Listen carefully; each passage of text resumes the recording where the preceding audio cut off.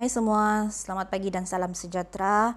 Okey, pada hari ini kita akan teruskan dengan subtopik yang baru iaitu 4.4 sektor pertanian dan perhutanan. Okey, pada akhir PDPC ini, murid sepatutnya dapat ada dua objektif yang perlu kamu capai. Yang pertama, menerangkan isu sosio-saintifik dalam sektor pertanian dan perhutanan. Yang kedua, mewajarkan aplikasi teknologi hijau dalam menangani isu sosio-saintifik dalam sektor pertanian dan juga perhutanan. So, di akhir PDPC ini, kamu sepatutnya menguasai ini dua objektif lah, menandakan kamu sudah menguasai subtopik 4.4. Okey, kita teruskan. Isu sosio-saintifik dalam sektor pertanian dan perhutanan.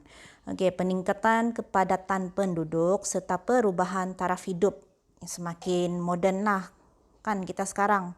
Okey, ini adalah antara faktor penyumbang kepada permintaan tinggi terhadap kawasan penempatan baru. Okey, makin ramai penduduk, makin banyaklah kawasan penempatan yang dibuka dan makin banyak juga berlaku penerokaan hutan macam ni kan, untuk jadi macam ini.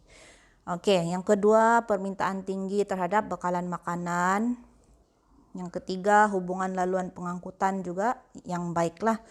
Ini maksudnya semakin ramai kepadatan penduduk, maksudnya semakin ramailah, semakin ramai penduduk, bilangan orang semakin ramai, akan menyumbang kepada kawasan penempatan baru. Makin ramai orang, makin banyak penempatan baru yang dibuka.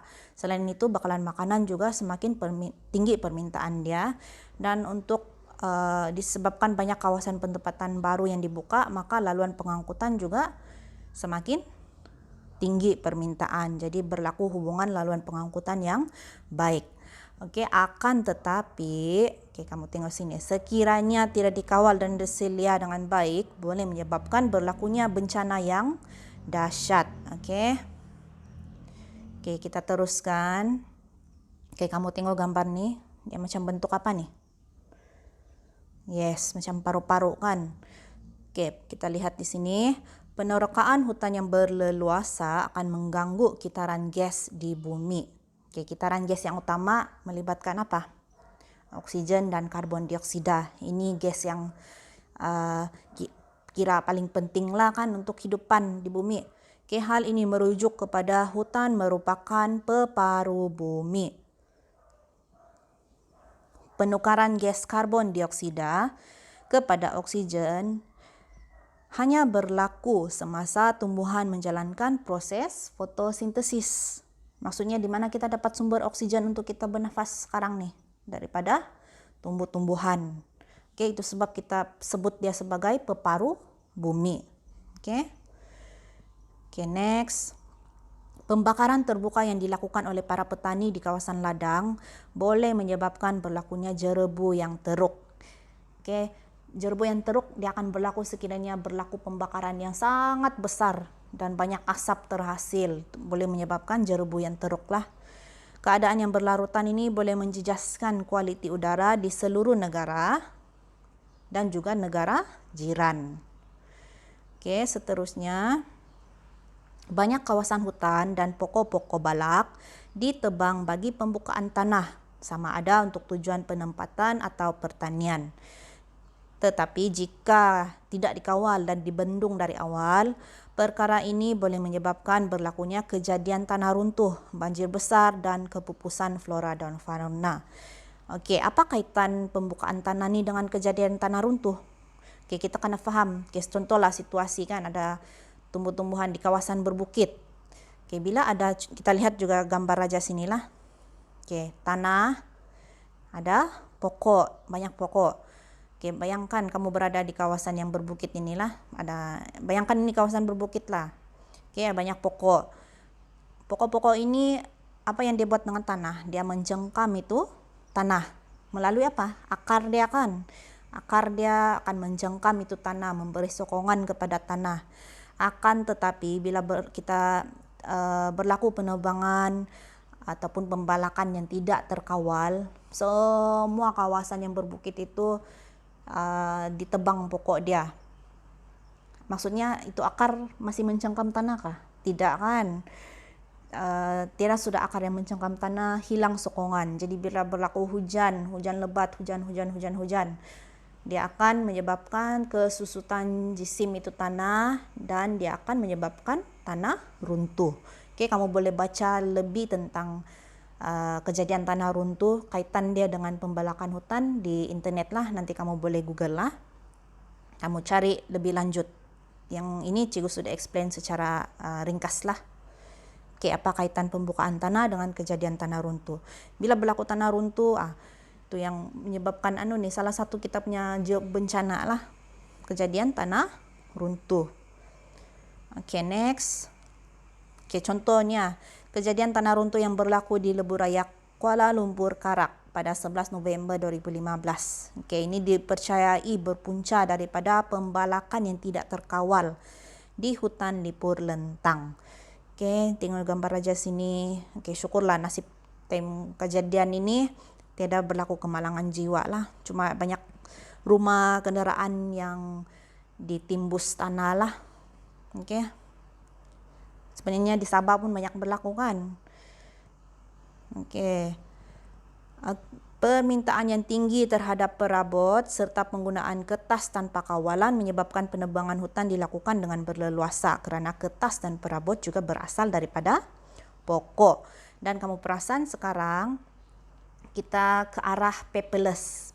Paperless maksudnya tidak menggunakan kertas lagi. Contoh yang paling senang, aplikasi MySejahtera tu. Kita scan guna handphone, kita guna teknologi kan. Kita kurangkan penggunaan kertas, kita tidak menulis atas kertas. Itu contoh paperless lah. Kita guna teknologi, kita tidak guna kertas. Okay? So itu salah satu amalan teknologi hijau juga. Alright, kita teruskan. Okay, selain itu penggunaan racun serangga dan baja kimia yang berleluasa oleh para petani juga telah menyebabkan tanah tanaman tercemar. Contohnya, keasidan tanah meningkat menyebabkan tanah itu tidak lagi sesuai untuk pertanian. Okey.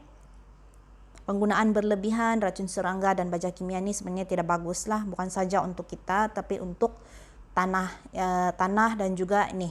Kita tengok sini. Apa kaitan dia? Bahan kimia yang diserap oleh tanah ni dia akan mengalir ke dalam sungai yang berhampiran. Hal ini menyebabkan pencemaran air di sungai tersebut. Okey, bukan saja menyebabkan pencemaran air tapi dia mengganggu juga sekiranya baja kimia ni dia mengalir ke sungai, dia akan mengganggu ekosistem di dalam sungai itulah. Sebab dalam sungai pun ada hidupan akuatik kan. Ada ikan, ada tumbuhan air. Jadi bila ada baja kimia ni dia mengganggu kehidupan akuatik, dia boleh menyebabkan kematian hidupan akuatik ataupun mengganggu ekosistem di sungai itulah. Okey. Aplikasi teknologi hijau dalam menangani isu sosio-saintifik sektor pertanian dan perhutanan.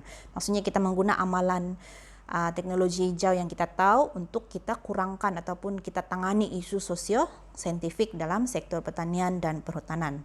Okay, yang pertama, merawat dan memproses kembali sisa-sisa pertanian untuk dijadikan baja kompos. Ini merupakan amalan teknologi hijau yang mampu mengawal keseimbangan alam semula jadi. Okay, contohnya lah di tepi-tepi jalan yang kita tengok ada penjual air tebu kan. Okay, air tebu ni dia berasal dari mana? Yes, daripada tumbuhan tebu kan yang kita perah untuk mengeluarkan air dia. Itu yang kita minum kan. Okay, hampas-hampas daripada tumbuhan tebu ini sebenarnya kita boleh guna. Itulah maksudnya sisa pertanian lah. Salah satu contoh.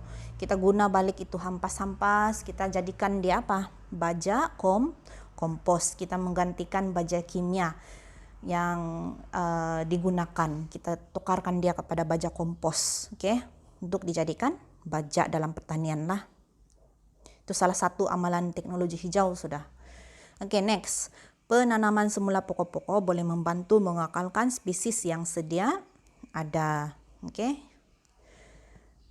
Dan aktiviti pembalakan juga perlu dikawal supaya sumber hutan terpelihara. Selain itu, mewartakan lebih banyak lagi kawasan hutan simpan supaya ekosistem di hutan kekal dan seimbang. Okay, ini boleh paham lah kan?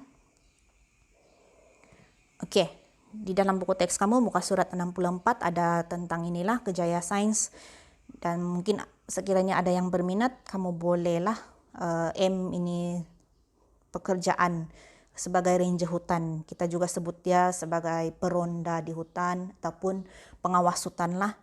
Oke. Tugas dia mengawal menyelaras kerja pembangunan hutan, penguasaan operasi kilang dan pencerobohan hutan di bawah jagaan dia. Oke, ada banyak kawasan hutan yang perlu dijaga dan kita memerlukan ranger-ranger hutan inilah. Cikgu ada tengok tadi kelayakan minimum dia SPM dan juga sijil lah. Mana tahu ada yang berminat kan nanti mau jadi ranger hutan, kamu boleh tengok dengan lebih lanjut lah tentang syarat dan kelayakan ranger hutan nantilah selepas kamu habis SPM. Okay? So, itu sahaja dari cikgu hari ini. Cikgu harap kamu faham. Sekiranya tidak faham, boleh ulang balik tengok video ini. Sekiranya masih tidak faham, kamu boleh tanya cikgu lah. Okay, so itu saja dari cikgu. Terima kasih semua.